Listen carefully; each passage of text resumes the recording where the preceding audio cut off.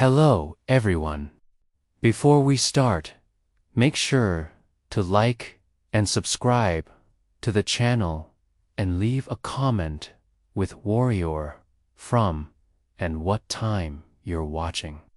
That way, YouTube will keep showing you stories just like this one. Now, let's begin.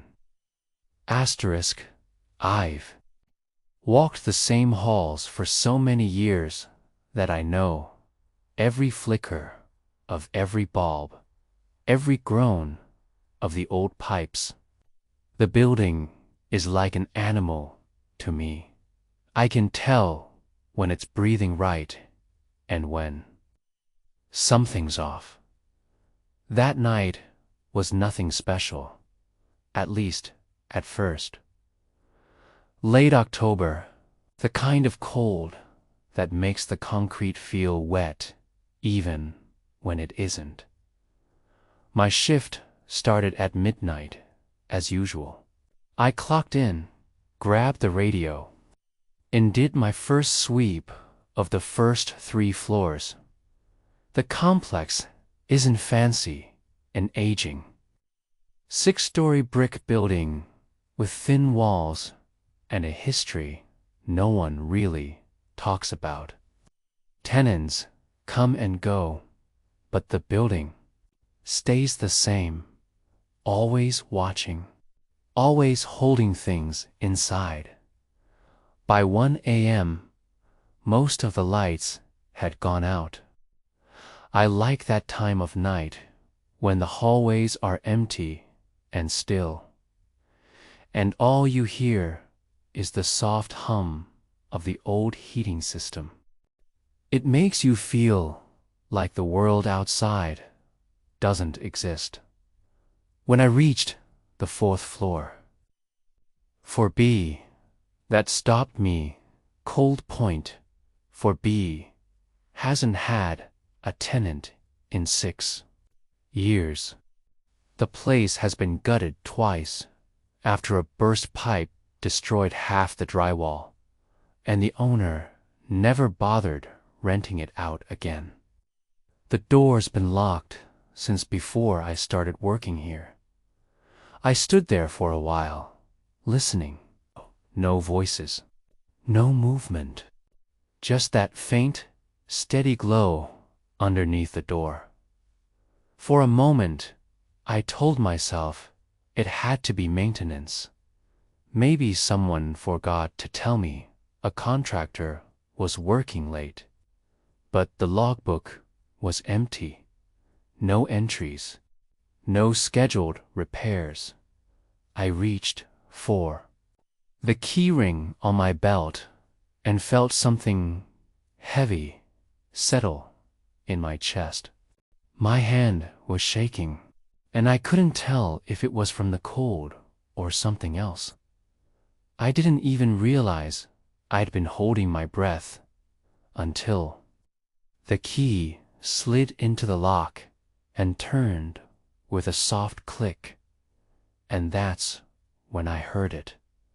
2 voices, low and hushed, talking inside for B. Asterisk. The moment the door cracked open, the voices stopped. It was the kind of silence that doesn't just mean quiet. It was heavy, like the air itself had frozen. I pushed the door open slowly. The apartment smelled like dust and plaster, the way long-abandoned places do. There was no furniture, no signs of anyone living there. Just bare floors, pale walls, and that strange yellow light coming from the ceiling fixture. A fixture I knew for a fact had no working bulb. I stepped inside and called out, "Maintenance." "Hello." My own voice sounded wrong in there. The room swallowed it before it reached the walls. That's when I heard it again. Not words this time, just a sound. A soft, broken murmur coming from the corner of the room where the shadows pooled the deepest. I froze. The light didn't reach that far, but I could see something, not a shape exactly. More like a shimmer in the air, the way heat looks above asphalt. It shifted slightly, and with it came the distinct sound of two people breathing. My throat went dry. I took a step back, and the floor creaked. The voices returned, sudden and sharp, like I'd stepped into their conversation mid-sentence. I couldn't make out the words, but they were frantic now, overlapping each other. One sounded like a man, low and strained. The other, a woman, whispering so fast it was almost a hiss. I backed toward the door, but before I could reach it, the light overhead flickered. For a split second, the room went dark. In that heartbeat of blackness, I felt it. Something brushing past my arm, cold and deliberate, like fingers grazing skin. The light snapped back on. The room was empty. Completely. Impossibly empty. No voices. No shimmer. Just me, standing in an abandoned apartment that smelled, suddenly, faintly, like cigarette smoke. I bolted, slammed the door behind me, and locked it so fast I nearly dropped the keyring. But as I turned to leave, soft and clear, right against the wood, a woman's voice whispering, "Don't lock us in." Asterisk, I didn't finish my rounds that night. I couldn't. My legs carried me down to the security office like they were moving on their own. And when I sat down, I realized I was still clutching the keys so tightly my knuckles were white. I told myself I'd imagined it. The voices, the touch, even the cigarette smell. Old buildings make strange noises. Dust can play tricks on the light. That's what I wanted to believe. But when I checked the log the next morning, I noticed something that turned my stomach. The key to 4B wasn't on my ring anymore. I tore the office apart, thinking I'd dropped it. Nothing. The next day, I went back to the 4th floor with the spare master key. My hands were steady this time, at least until I reached the door. The light was off now. No glow under the frame. I unlocked it, half expecting, I don't know, something, but it was empty. Same bare walls, same dusty floor, except for one thing, a cigarette butt, perfectly fresh, sitting in the corner where I'd seen that shimmer. We don't allow smoking in the building. I locked the door again and put in a maintenance request to have the unit sealed. I didn't tell anyone why. What would I even say? That I heard ghosts having a conversation in an apartment that's been unoccupied for 6 years. It's been over a decade since that night, and I've never gone back into 4B. The door's still there. still locked, and I still make my rounds past it. But every time I walk by, I swear I hear the faintest murmur just behind the wood, and every now and then there's that smell, stale cigarette smoke, drifting into the hallway from a room no one lives in. I've worked this job for over 20 years. I've seen people come and go. But whatever is in for B, it never left. And if I listen closely, I think they're still talking. Asterisk, there's something about the third floor at night that's always felt different to me. It's hard to explain unless you've worked a building long enough to notice the moods of its walls. The air there always seemed heavier, like the floor itself was holding its breath. It was late winter when it started. A bitter wind was sliding through the alleyways outside, making the windows hum in their frames. Nights like that, the hallways feel colder, even though the heat is cranked up. I was on my second round of the evening. About 3 a.m., my boots echoed a little too loudly on the old linoleum as I stepped off the stairwell and into the third-floor corridor. That's when I smelled it for the first time. Perfume, not the kind you buy off a store shelf these days. This was older, rich, a heavy floral scent that reminded me of something my grandmother used to keep, sealed in a glass bottle. The kind of perfume people dabbed on their wrists decades ago. It stopped me dead in my tracks.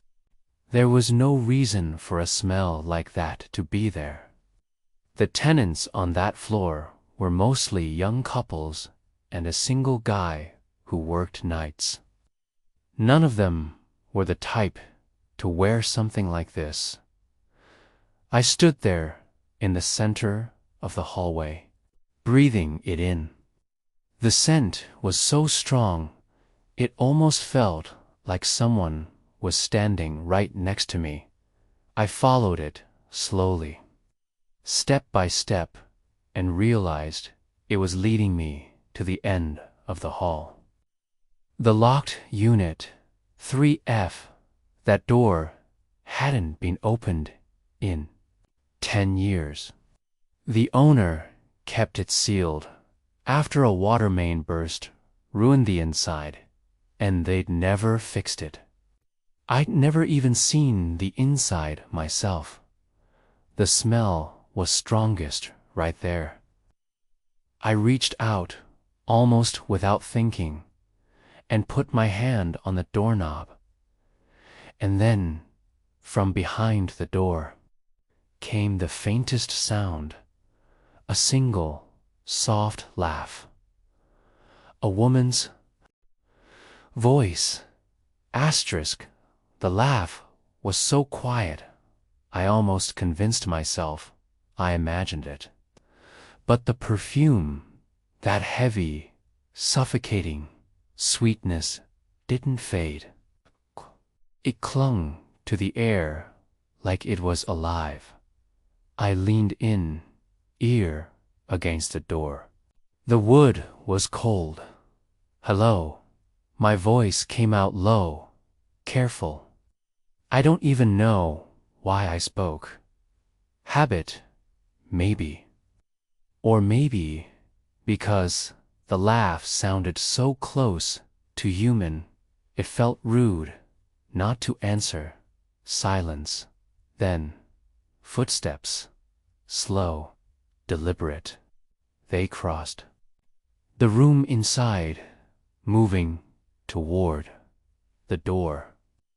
The kind of sound that sends a jolt right down your spine because It's so ordinary. And yet, it shouldn't exist at all. My first thought was a break-in.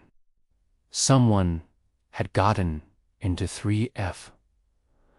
But the building's locks are solid, and there was no sign of forced entry.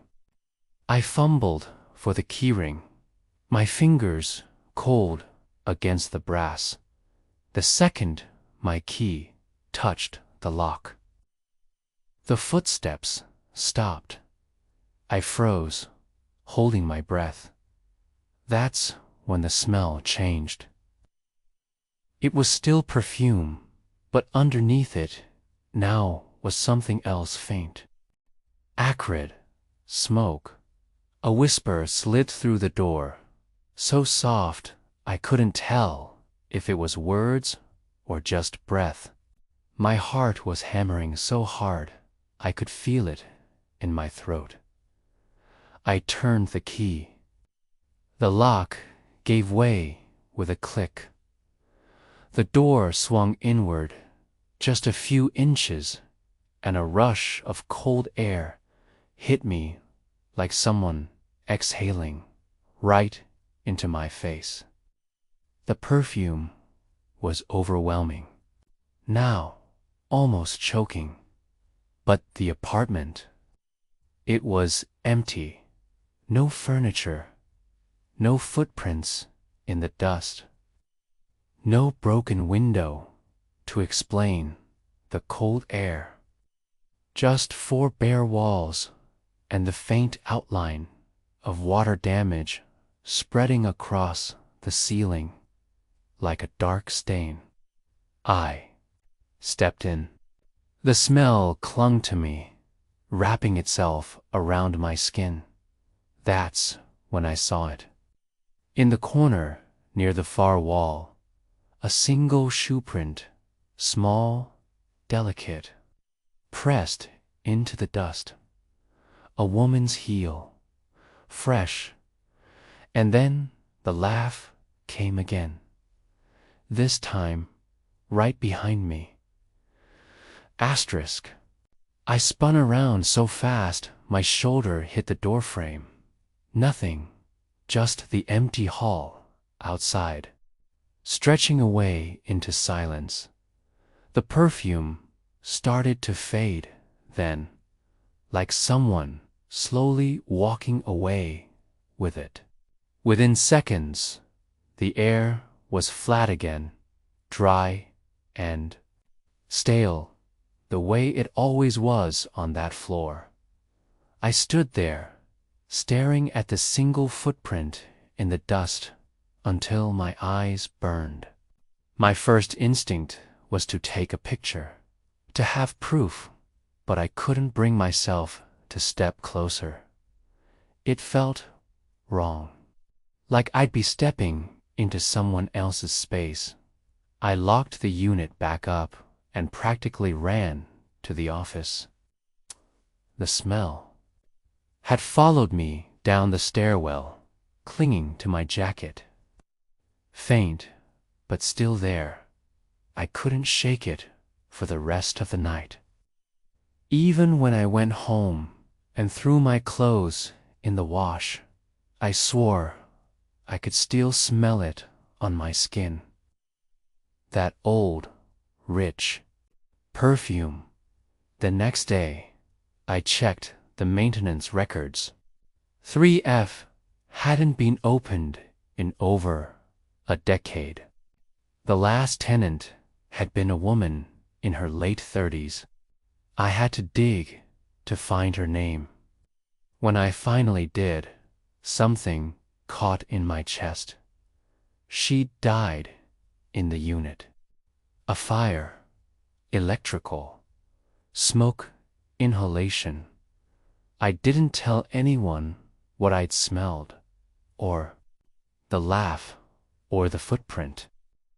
I just marked the report as routine check and filed it away.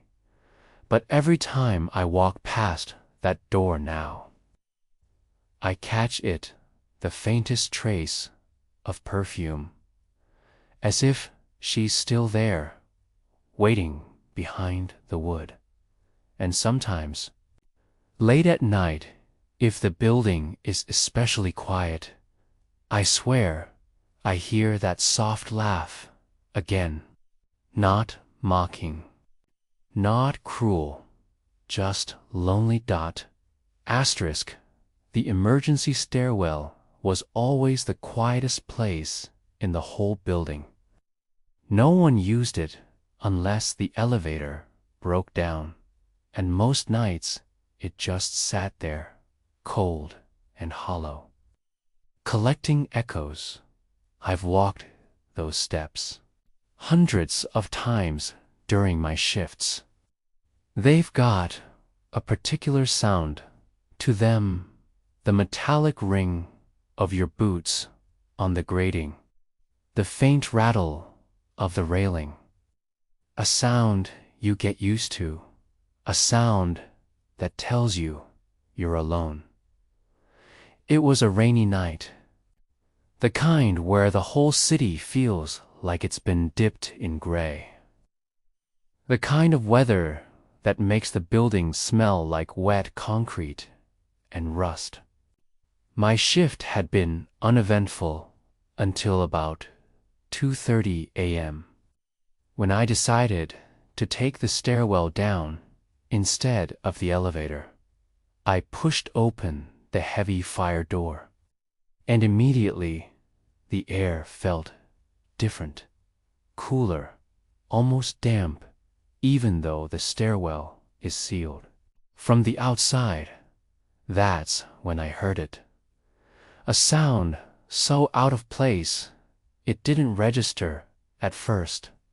A soft, uneven sniffle. The sound of someone trying not to cry. My stomach tightened. I stepped onto the first landing and looked down. That's when I saw her, a little girl, maybe 6 or 7 years old, sitting on the second flight. Her knees were pulled to her chest, arms wrapped around them. Her head was buried, her small shoulders trembling with each quiet sob. I froze. There were no kids in the building that matched her age.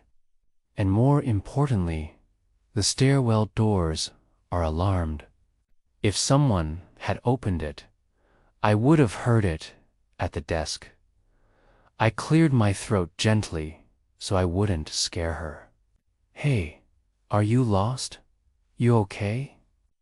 Her head lifted slowly, and for a moment I forgot how to breathe. Her eyes were wide, dark, and wet with tears. But what chilled me wasn't the crying. It was the way she looked right at me and whispered, "You're not supposed to see me yet."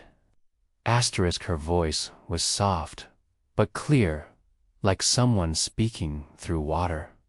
The words sank into me before my brain even understood what she'd said. "You're not supposed to see me yet." The hair on the back of my neck rose.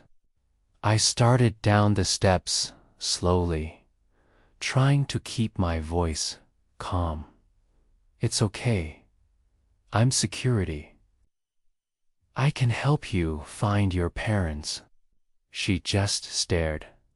Her small hands clutched the fabric of her dress, an old-fashioned thing, pale and frayed. Not the kind of clothes you see kids in anymore. I crouched on the landing above her. "What's your name?" Slightly, and said something that hollowed me out. "You don't have one yet." My mouth went dry. "What do you mean?" She blinked, as if confused by my question. Then she sniffled and wiped her nose with the back of her hand. "I have to wait. Mama said I have to wait here until it's time." The stairwell felt suddenly colder. I could see my own breath fog the air, even though the building's heat kept every other hallway warm. I took another step down. Whose? Your mama. Can I call her? That's when she smiled. It was small and sad, and it didn't reach her eyes. You'll know her soon. Before I could react, the fire door at the bottom of the stairs slammed open with a violent clang. The sound shook the walls. I jerked my head toward it instinctively, and when I looked back, the girl was gone. No footsteps, no sound, nothing but the faint rattle of the door settling back into place. I ran down the steps, my boots echoing like gunshots in the hollow space. The stairwell was empty all the way to the bottom. But on the second flight, right where she'd been sitting, the metal grating was warm, like someone had just been there. Asterisk, I stayed in the stairwell a long time after she vanished, longer than I probably should have. Just standing there, staring at the place where she'd been. My hand gripping the railing like it was the only thing keeping me grounded. I ran the building's CCTV footage after my shift ended, desperate to find anything. A glimpse of movement, a door opening, anything to make it feel real. But the camera facing the stairwell hadn't recorded a single thing. No girl, no fire door swinging open. Not even me, just 30 minutes of stillness, like that part of the building had gone silent to the world. I tried asking around, subtly, over the next few days, any missing children, new families, visitors, nothing. No one else had seen her, and the tenants on the third and fourth floors swore they hadn't heard a thing that night. Eventually, I stopped asking. Not because I got answers, but because I didn't want to hear more silence. Weeks passed, then months. I almost managed to convince myself it had been a stress dream, a hallucination brought on by too many night shifts and not enough sleep. But one night, as I was locking up the service entrance near the basement, I saw something, a small handprint, smudged in the condensation on the glass. Low, like it had been pressed there by a child. No one had come through that door. I'd been watching it all night, and then, just beneath the handprint, I noticed something etched into the fog. A shape, a flower, rough and clumsy, the way a kid might draw it with their fingertip. I remembered her dress. There had been little faded flowers stitched along the hem.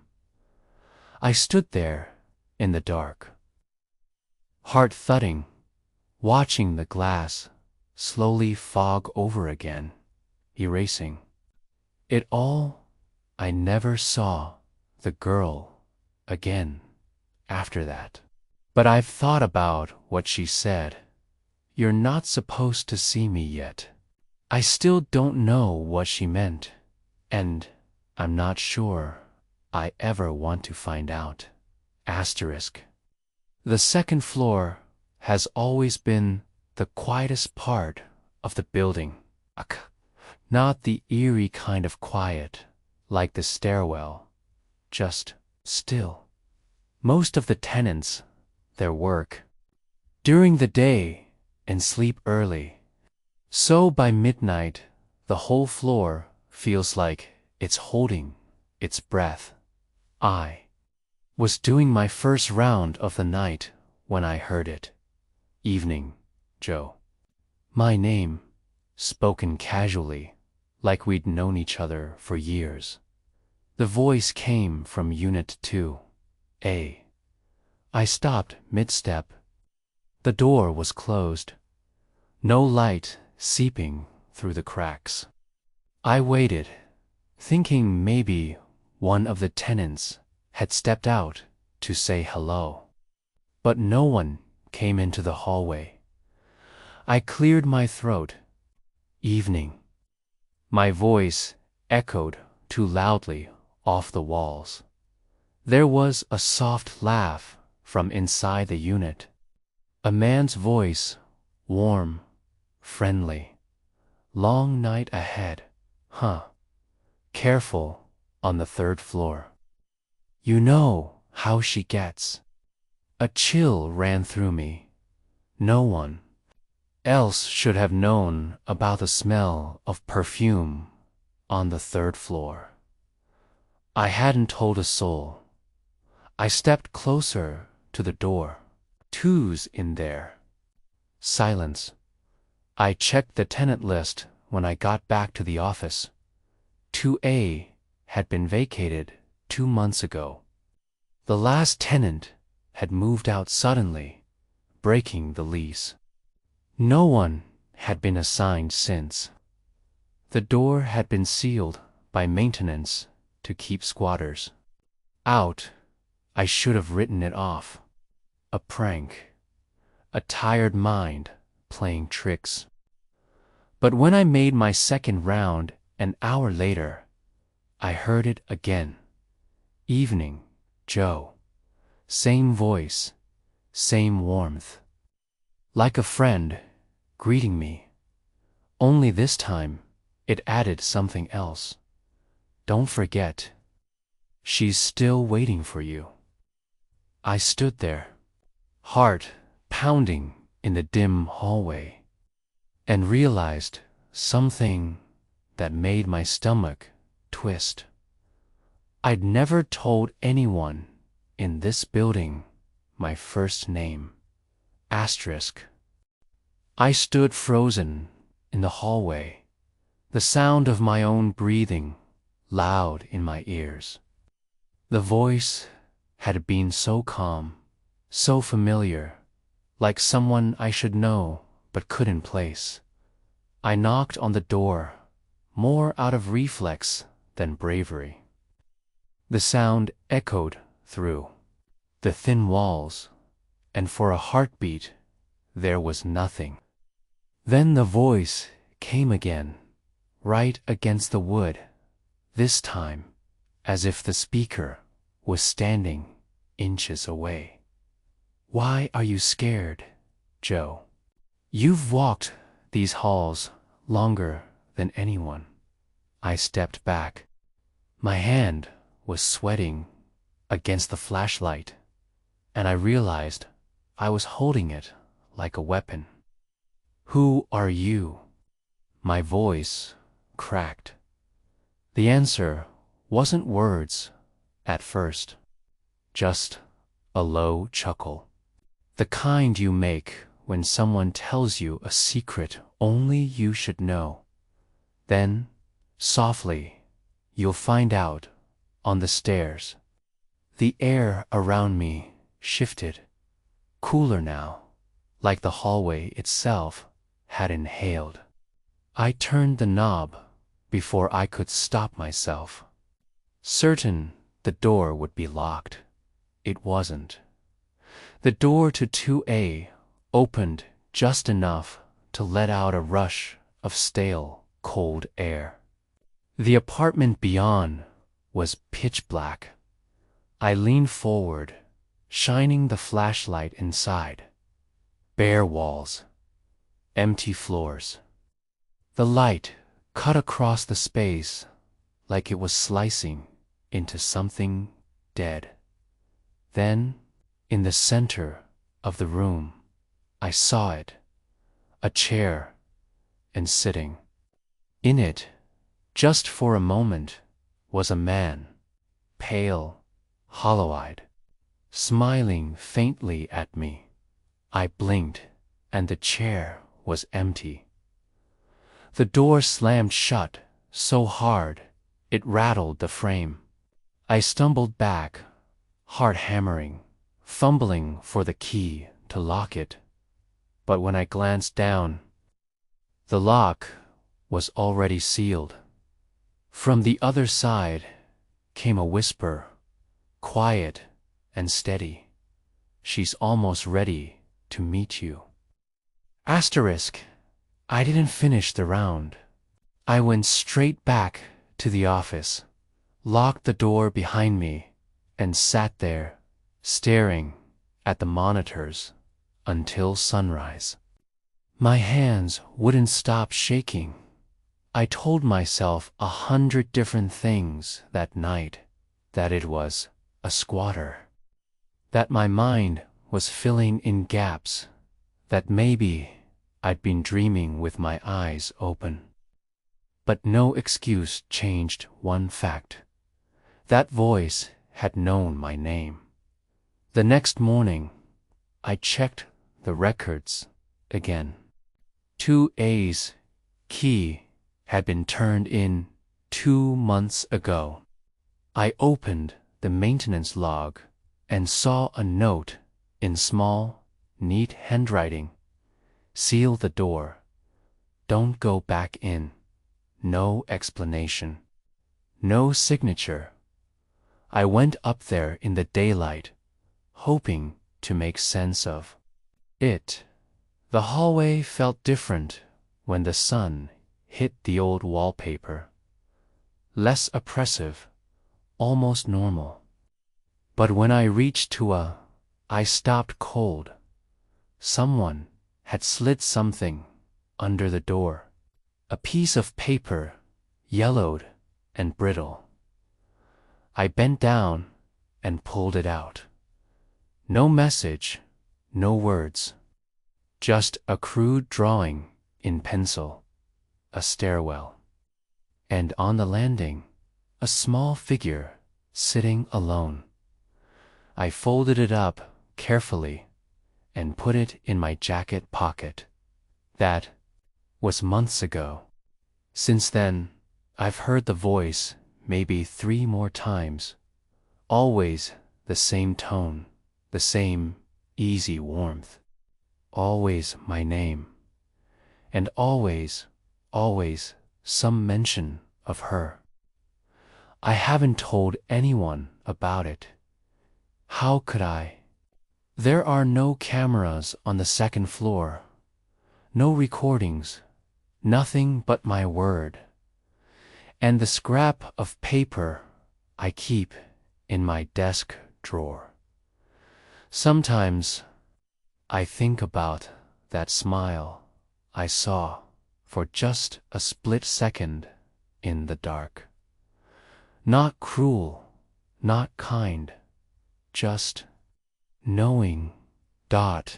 And every time I pass the 2nd floor now, I hear the words again, like they're etched into the walls. "She's almost ready to meet you." I don't know who she is, but I have a sinking feeling I will. Asterisk. Unit 6C has a reputation in the building. Not the kind of story people tell loudly. More like the kind of thing you hear whispered when tenants are talking in the laundry room. I'd heard it my 2nd week on the job. Don't stop if you hear it knocking. Just keep walking. At first, I chalked it up to the usual apartment gossip. Every building has a haunted room. Usually, it's nothing more than pipes or wind or an overactive imagination. But 6C felt different. The hallway leading up to it is narrow, the wallpaper curling at the edges from years of humidity. Even during the day, the light seems to dim. Right around that door, like the air itself, gets heavier. It was early spring when I first heard it. Rain had been hitting the roof all night, a steady, hollow rhythm. I was making my third floor 2 rooftop sweep, my boots squeaking faintly on the worn linoleum as I climbed up. When I stepped into the 6th floor corridor, the building felt unusually still. No creaks, no humming pipes, just silence, and then, faint at first, but steady. Knock, knock, knock, knock, knock, knock, knock, knock. I stopped. The sound was coming from 6C, slow, measured, like someone inside was counting each one. I walked up to the door, heart already picking up speed. The knocking didn't change when I got closer, didn't pause, kept going. I knocked back once, lightly, without really thinking. For 2 seconds, there was silence. Then the knocking resumed, perfectly matching my rhythm. That's when I remembered the story. Don't stop if you hear it knocking. Just keep walking. But I didn't walk. I stood there, staring at the worn brass number on the door, and realized I didn't have an answer to the question forming in my head. If no one has lived in 6C for 12 years, then who was knocking back? Asterisk, the sound was steady, deliberate. Knock, knock, knock. I stood there, barely breathing, my hand hovering just above the doorknob. I knew 6C had been sealed after the fire years ago. I'd seen the records myself. No one had a key but the building owner, and even he hadn't stepped inside since. I leaned close to the wood, pressing my ear against it. For a second, there was nothing but the hollow quiet of an empty room. Then, right against the door, 3 sharp knocks, so loud they rattled the hinges. I jerked back instinctively, heart hammering against my ribs. Hello, my voice cracked. Is someone in there? The knocking stopped. Silence swallowed the hallway whole. I swallowed hard and pulled the master key from my ring. It felt heavier than it should have. The key slid into the lock, and for one split second, I swore I heard breathing on the other side. I turned it slowly. The mechanism clicked, and the door gave way. The air that spilled out hit me like a wall, cold, dry, and faintly metallic, like old ash. The flashlight beam cut across the empty apartment, bare concrete where the carpet had been ripped out, walls blackened faintly from the fire, and on the inside of the door, carved deep into the wood, were scratches. Dozens of them, long, frantic, overlapping lines that trailed all the way down. To the floor, something shifted in the corner of the room. Not a shape, a sound, a faint, soft tapping. I swung the flashlight toward it. Nothing, just bare walls. Then the door slammed shut behind me with such force the handle hit my hip. Knock, knock, knock, knock. Not this time. It was coming from inside. Asterisk. I didn't remember unlocking the door again. I just remember stumbling into the hallway, my breath tearing out of me in sharp bursts. My flashlight clattered to the floor and rolled, its beams slicing across the peeling wallpaper as I slammed the door shut. The knocking didn't follow me this time. The hallway stayed silent. I stood there for a long moment, listening to the blood pounding in my ears. The master key was still in my hand, slick with sweat. When I finally managed to look back at the door, I noticed something I hadn't seen before. A faint smear of ash on the brass number, like someone had pressed their fingers against it from the inside. I filed the report the next morning, marking it as a routine check, like always. But I added a note to myself in the margins. Do not answer 6C. That night, I dreamt of knocking. Not loud, not frantic, just that steady, measured rhythm. It followed me into waking, echoing in my chest like a second heartbeat. Weeks later, I passed the 6th floor during a late shift and caught myself slowing near 6C. My hand hovered near the knob without thinking. Muscle memory guiding me. Then I heard it. 3 soft knocks, almost gentle. I forced myself to keep walking, every step heavy. When I reached the stairwell, I turned back just once. The air around 6C shimmered faintly in the dim light, like heat rising off asphalt. I've never opened that door again. But the thing that unsettles me most isn't the sound or the scratches or the cold air. It's the thought that whatever's in there wasn't knocking to get out. It was knocking to be let back in.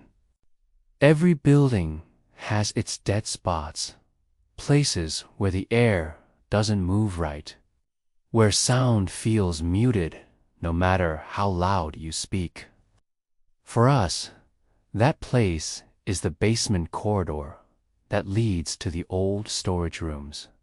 The tenants call it the tunnel, though it's really just a narrow hall lined with locked doors no one's used in decades. My rounds take me down there twice a night, and I've never liked it. The walls are concrete, sweating moisture even in summer. And the single light bulb overhead hums like a dying insect. One night in late November, I was doing my second sweep. My flashlight cut through the dim as I stepped into the corridor. Boots echoing on the damp floor. That's when I saw it at the far end. Right in the middle of the hall, someone was standing. A man. He wasn't moving. Just standing there, facing me, his shoulders slightly hunched. I stopped dead. Tenants aren't allowed down here, and no one has keys except me and the owner. My first thought was an intruder, but something about the stillness told me otherwise. "Sir." My voice bounced off the concrete walls, thin and weak. The man didn't answer, didn't even shift his weight. I stepped forward slowly, every instinct screaming to turn back. My flashlight beam caught on him for a second. Pale face, dark eyes, clothes I couldn't quite make out. And then he stepped backward into the shadow. By the time I reached the end of the corridor, the space was empty. The air felt heavier now, thicker. I told myself it was nothing, a trick of the light, fatigue. But when I turned to leave, word, waiting, asterisk, I couldn't stop staring at that word. The letters were crude, uneven, like they'd been scratched with something dull. My fingers hovered just above the grooves, but I didn't touch them. The concrete looked raw, like it had been carved recently. That's when I heard it. A single, deliberate step behind me. I spun around, flashlight beam slicing through the corridor. Empty. The sound of water dripping from somewhere deep in the pipes echoed faintly, but under it there was something else. Breathing. Slow. Shallow. "Sir." My voice cracked. "You're not allowed down here." No answer. The flashlight flickered for half a second. And in that brief stutter of darkness, I swear I saw him again, closer now, maybe 5 feet away. His face pale and slack, eyes fixed on me like he'd been waiting for me to finish speaking. I backed up a step. "Look, if you need help, I can." A low whisper cut me off. Not words, just the sound of air passing lips. Then another step. Closer. My heel hit the wall behind me. I hadn't realized I'd backed all the way down the corridor. My hand shook as I swung the flashlight back and forth, but every time the beam passed that empty space, I felt it, the weight of him standing there. Just outside the light, I bolted.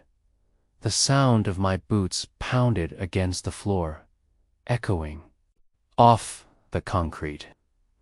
Behind me, I heard it. 2 more footsteps. Deliberate and unhurried. By the time I slammed the heavy door to the basement shut, my lungs were on fire. I pressed my ear to the wood. Nothing. Just as I turned to leave, a faint sound seeped through the door, waiting, drawn out, almost like a sigh. Asterisk, I didn't go back down to the basement for 3 nights after that.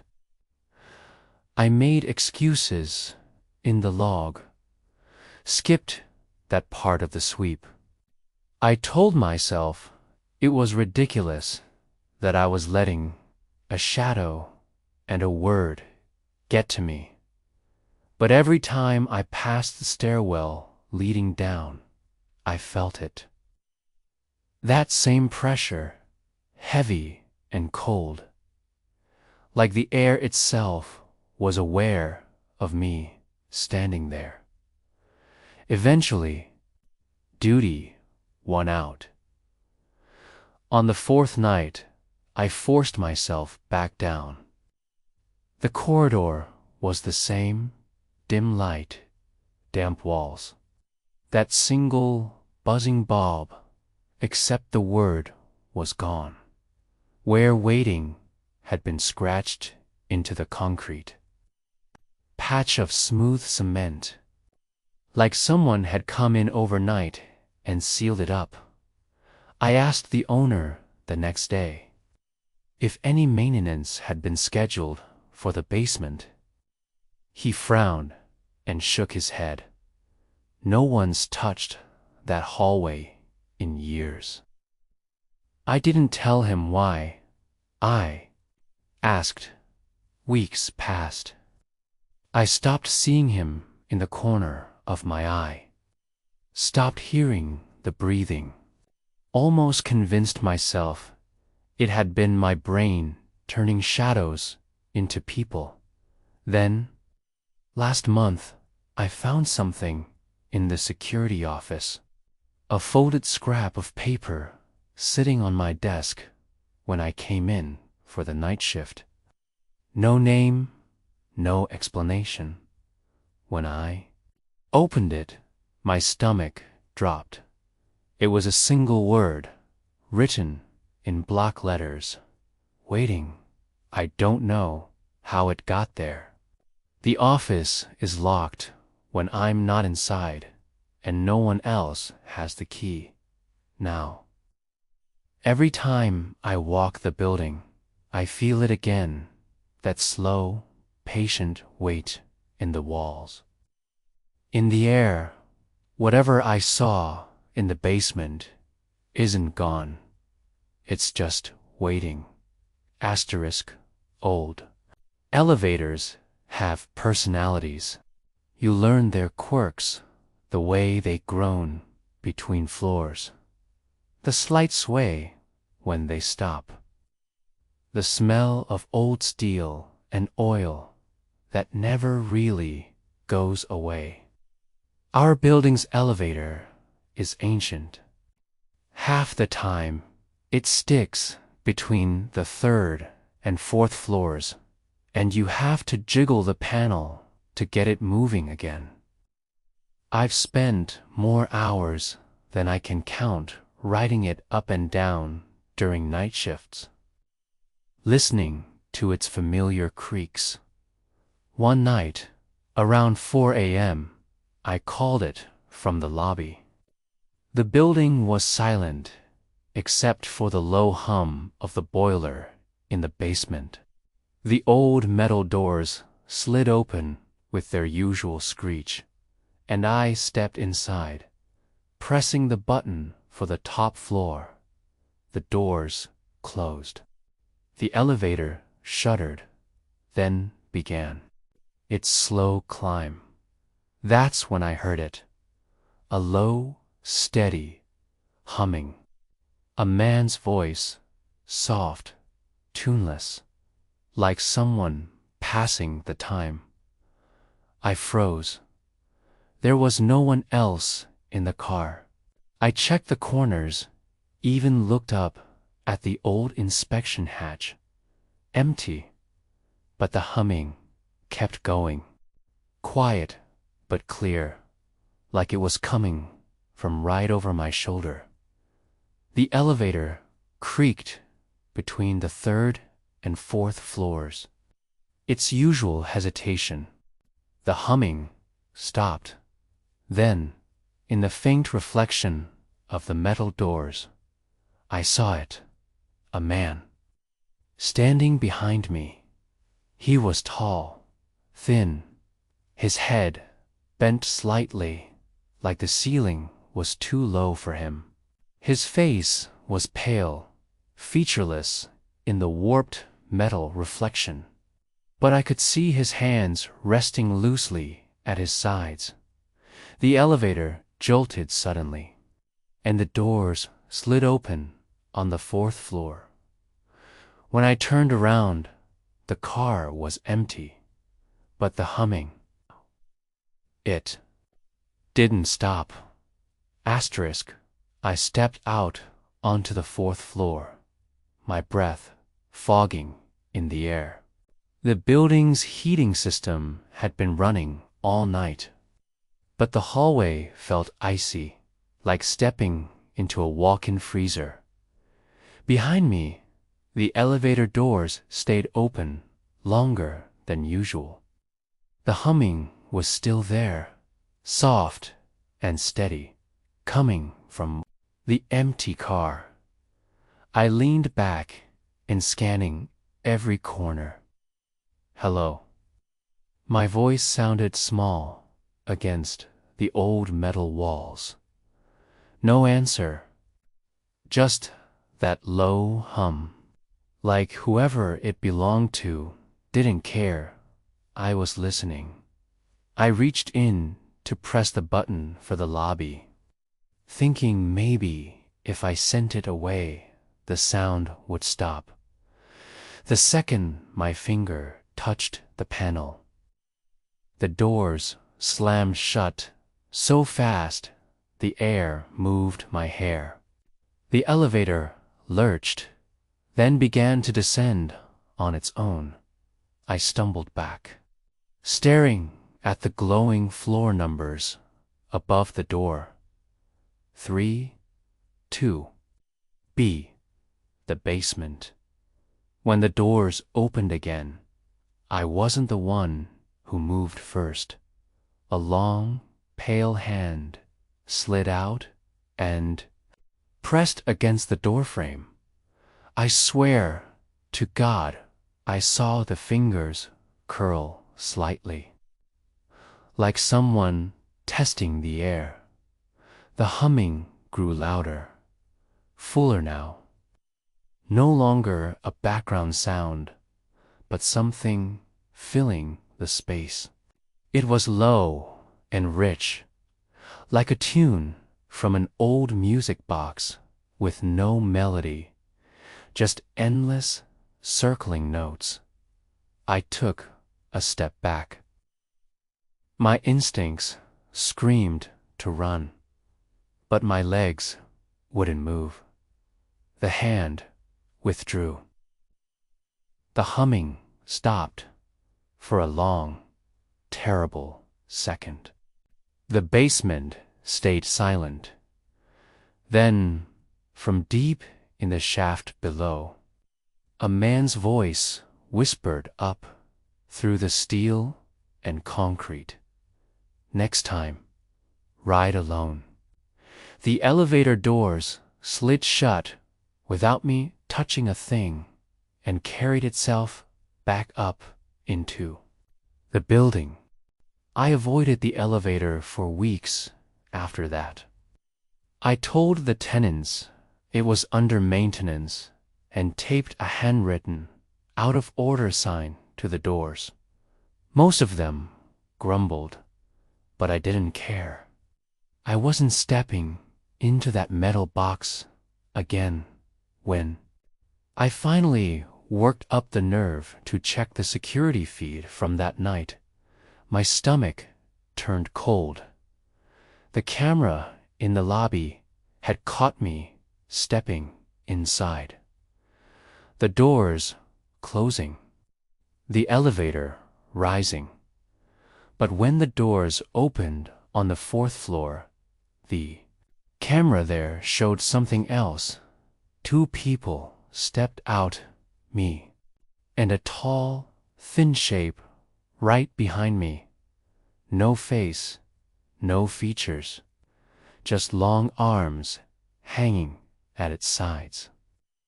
Its head slightly bent as if the ceiling was too low. The image cut out the moment the doors closed again. The basement camera didn't catch anything.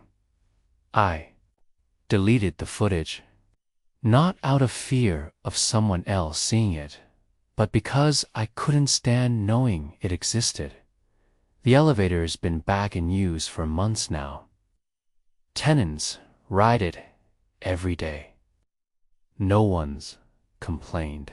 No one's mentioned humming, but every so often, during my rounds, I'll hear it faintly, a low, tuneless sound drifting up the shaft, and once, when I passed the basement door, I saw it.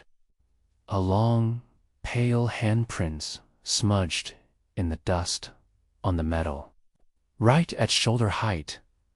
I don't know what the elevator man is, or why he followed me out that night, but now, whenever I step into the car, and I do, sometimes, because eventually you have to, I never ride alone. Not because I don't want to, but because I don't think I can. Asterisk on the 5th floor. There's a corner unit with a single, narrow window that looks out over the alley. It's nothing special, old glass warped from years of heat and cold. A rusted frame that creaks when the wind hits it. But every security guard who's worked this building knows the same rule. Check that window every round, not because of break-ins, not because of safety codes, because no matter how many times you lock it, it never stays shut. When I first heard the story, I laughed it off. Buildings settle, windows shift, drafts happen. Then, on my 3rd night alone, I walked past the unit during my 1 a.m. sweep and heard the faintest rattle. The wind wasn't strong that night, but the window was trembling like someone was pressing against it from the inside. I unlocked the door and stepped into the empty room. My flashlight cut across peeling wallpaper and bare floors until it landed on the window, wide open. I remember frowning because I knew I'd locked it the shift before. I walked over, closed it, slid the latch into place. It made a dull click as the metal settled. I turned to leave, and behind me, with the softest sigh of old hinges, the window opened again. I froze. The sound was so gentle, so deliberate, it didn't even seem real. I turned back slowly, every hair on my neck standing on end. The latch was still in the locked position, but the window was open. Asterisk, I stepped closer, my flashlight beam catching the warped glass. The cold air leaking in from the alley brushed against my skin, sharp enough to raise goosebumps. I reached out slowly and touched the latch. Still locked tight. I had to force it open just to slide the window shut again. This time, I held it there, palm flat against the frame, as if I could keep whatever draft or mechanism was causing it from moving. The room stayed silent for a full minute. My own breathing sounded too loud in the emptiness. Then, under my hand, the wood shifted. The latch never moved. The frame didn't creak, but the window slid open against my palm with steady pressure. Like something on the other side was pushing through me, instead against the glass. I stumbled back, the air rushing in colder now, carrying with it the faintest smell, not rot, not mold, something sweet, like dried flowers left too long in a vase. That's when I heard it, a soft exhale, right against my ear. I whipped around. The room was empty. The window slammed shut with a sharp crack. When I spun back, the latch was still in its locked position, but the glass had fogged over as if someone had pressed their face against it from the outside. In the condensation, a shape formed slowly, drawn by an unseen finger. A single word scratched through the fog: open. The sound of the latch clicking broke the silence.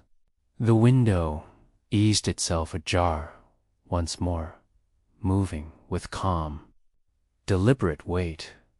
I backed out of the unit, never taking my eyes off that trembling pane of glass. By the time I locked the door behind me, the wind in the alley had completely died. But from inside the empty room, I could still hear it, the window gently creaking, as if inviting me back. Asterisk, I avoided that unit for the rest of the shift. Every time I passed the hallway, I felt the weight of it waiting there. That quiet room with its warped glass and the smell of something sweet lingering in the air. The next morning, I wrote a note in the log: 5th floor window malfunctioning, needs repair. It sounded technical, harmless. I didn't mention the word in the fog. Maintenance came a few days later. I followed them up, keeping my hands in my pockets to hide the sweat. They pulled the window frame apart, checked the latch, resealed the edges. "It's fine," one of them said, wiping dust off his hands. "Tight as it gets. Won't open on its own now." That night, on my first round, I walked past the unit. My stomach twisted. I could see the window in the dim light perfectly. Shut, the latch gleaming with fresh metal polish, and then, with the softest sound, it eased itself open. The sweet smell hit me again, faint but undeniable. I didn't go inside. I just stood there in the hall, staring at the dark gap in the frame, and understood something I didn't want to say out loud. It wasn't broken. It had never been broken. Something in that room wanted the window open. Weeks later, I was doing a late sweep when I noticed a scrap of paper taped to the inside of the office door. No handwriting, just a word typed in block letters: "open." I keep thinking about that smell. Flowers long dead. Sweetness fading into something dry and hollow. I've stopped locking the window. It doesn't matter. It opens anyway. And some nights, when the wind is dead and the building is silent, I swear I can hear the sound of someone climbing in. Asterisk, the building's ventilation system is ancient. A maze of metal ducts that groan every time the heat kicks on. At night, when everything else is quiet, you can hear the air moving through the walls. a low, steady hum that becomes part of the background. On winter shifts, I sometimes sit in the security office and listen to it. There's a comfort in the sound, like the building itself breathing. One night, around 2 a.m., that comfort vanished. I was halfway through my second round when I heard voices. At first, I thought it was a tenant with their TV too loud. But the sound wasn't coming from any apartment. It was coming from the vents. Two voices whispering back and forth in a low, hurried tone.